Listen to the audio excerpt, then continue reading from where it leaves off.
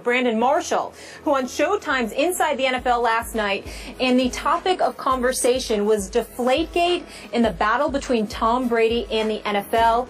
Here's what Marshall had to say. I think that there's three different types of players' view in this thing. Number one is the fighter. I think there's guys that's in the fight with Tom. The second is cowards. I call them cowards. That's the guys that are afraid to face Tom Brady. They want him suspended. I don't believe in that. And the last type is the race card. There are a lot of players out there that believe that white players, specifically at the quarterback position, are treated differently. It's not just African American players. I've had this conversation with Caucasian players as well. The most important part of this whole discussion is the process for the players. They just want the process to be fair and right. They just want to get it right. Marshall never holds back, Stephen A. What's your reaction to those comments? My reaction to it is that I think it's unfortunate. And the reason I think it's unfortunate has nothing to do with the veracity of his comments. He certainly makes sense, and he's absolutely right when he talks about the fact that there are a plethora of African Americans within the sport of football and those connected to players playing in the National Football League who happen to be black that absolutely positively feel that way. But that's just a microcosm of society. I mean, who you tell me you go on the streets anywhere in the United States of America and you locate a black man that does not believe that the rules are applicable in a different fashion to him compared to that of a white male. I'm trying to tell you, you'll be hard-pressed to find one. That's just not reality. Everyone recognizes in the United States of America, particularly when it comes to white male, that there's a different standard upon which they're held. So when you look at it from the perspective of what what Brandon Marshall is saying from a macro perspective, he's absolutely right.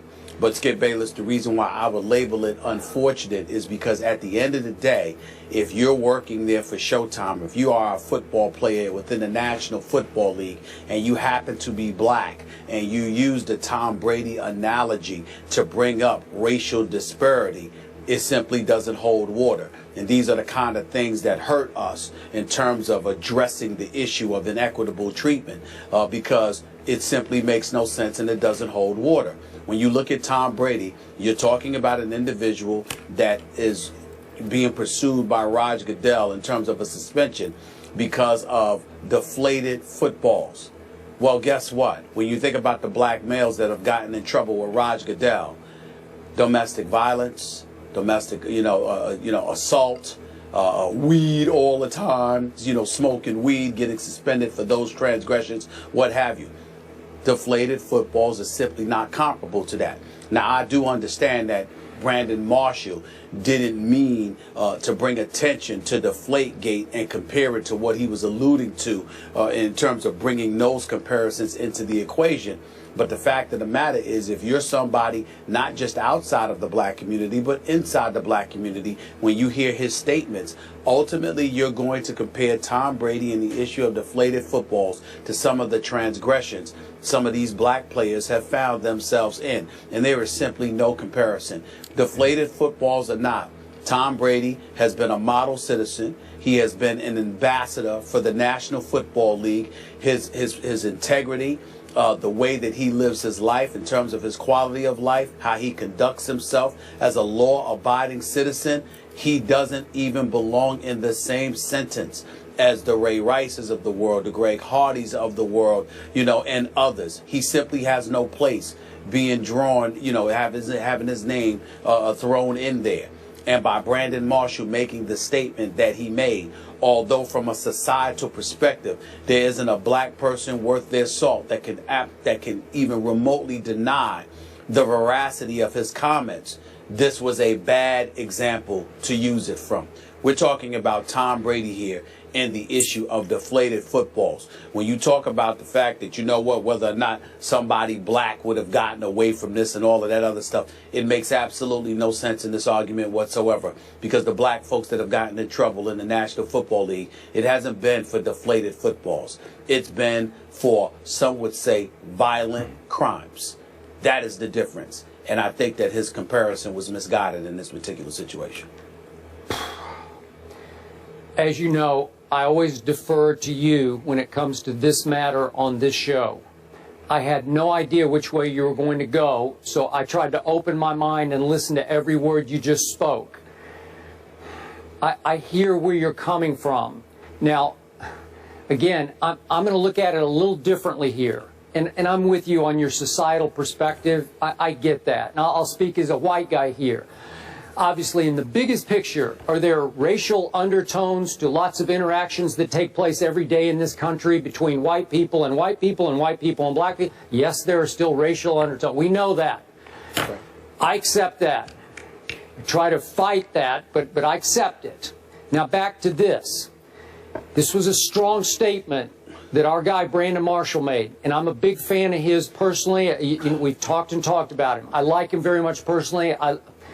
I appreciate the struggle he's had and how far he's come within his own personal struggle. But this was a bombshell that he dropped. And when you drop that bombshell, you need to be able to back it up and defend it. So I look at Roger Goodell's recent track record in court that he has taken a beating for of late. What is it, the last 6 times he's lost in court? We've talked about it to death here on this show.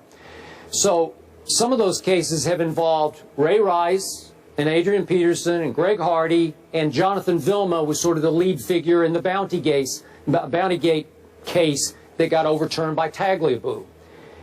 Well, none of those guys were white, obviously, and they got exactly. In the end, they all got a fair shake. So, right. So I'm just going to throw out just an example here. I'm going to go to another star quarterback, a guy who probably should have won the last 2 Super Bowls, named Russell Wilson. If Russell Wilson had been thrust into exactly the same situation Tom Brady just got out of, so far so good, Russell Wilson obviously is an upstanding citizen. He's got a clean track record within the NFL and legally. I got to tell you, Stephen A., I think he would have gotten the same fair shake from Judge Berman that Tom Brady got. I could be wrong about that, but I hope I'm not. And then I think of other high-profile black stars in this league with clean track records in the NFL and legally. I think of DeMarco Murray. I think of Calvin Johnson. I think of my guy, Darrelle Revis. I have high regard for these men who are role models and upstanding citizens, and if they got thrust into the similar situation Brady was in court, could they have prevailed also? Would they have gotten the same fair shake, open mind from the judge? I think so. I could be wrong about that. I believe so as well. Okay, so it brings us back to what Brandon said. Man, that's a strong statement. Many times we talk about how it applies here, how strong I was about what Riley Cooper said. He should have been cut the next day for what he... That's a whole different situation than the one that's operating here. Well, allow me to interject. Okay. First of all, if I wasn't clear, I apologize, because I agree with every single word that you just said. We have no disagreement. As a matter of fact, that's the point that I ultimately was trying to elocute. The fact is that Roger Goodell has gone after white players. He's gone after black players. When he suspended Sean Payton for the year as the head coach for the New Orleans Saints, last time I checked, he wasn't black. When he suspended Greg Williams indefinitely, the defensive coordinator in Bountygate, last time I checked, he was not black. When you see them sitting there going after the New England Patriots, Robert Kraft, his friend, Bill Belichick, the confiscation of a 1st and 4th round pick, those are not black individuals that represent the face of the New England Patriots franchise, and certainly has he been in tireless pursuit of Tom Brady. Tom Brady doesn't happen to be black as well.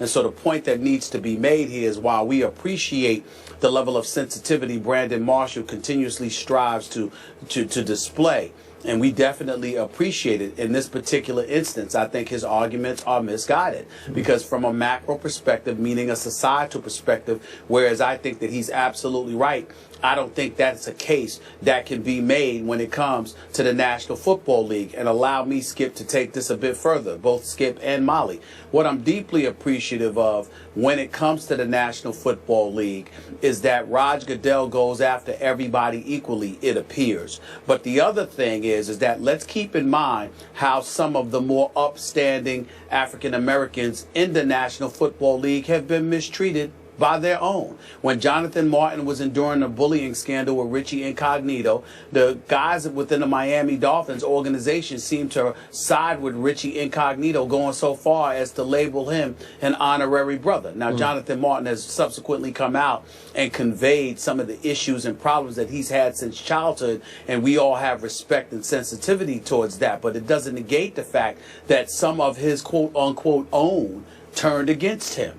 When you look at it from that perspective, that's a problem. What about Russell Wilson and people in Seattle allegedly claiming he wasn't black enough? Well, who the hell gets to make that call? He's an upstanding citizen. He's an upstanding young man. He seems to be a pretty cool brother to me. He's a high-end producer. He's guided them to 2 straight Super Bowl appearances and 1 Super Bowl title, but people will find excuses to find things wrong with him.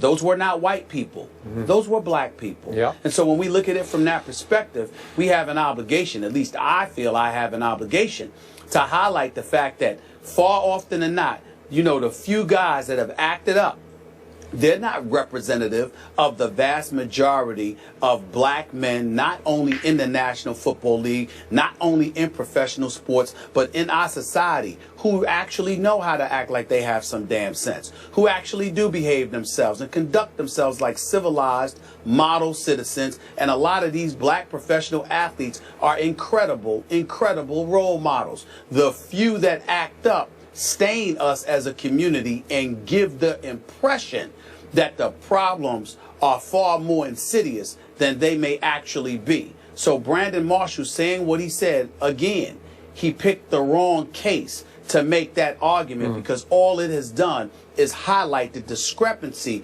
between Tom Brady and the black dudes that ended up acting up. Yeah. He picked the wrong argument. He picked the wrong guy. He picked the wrong day to do this. He's wrong on this.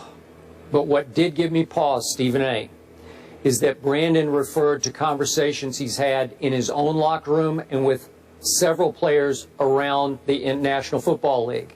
What the problem here is, I don't know if he's talking about 5 players or 50 players. Doesn't matter.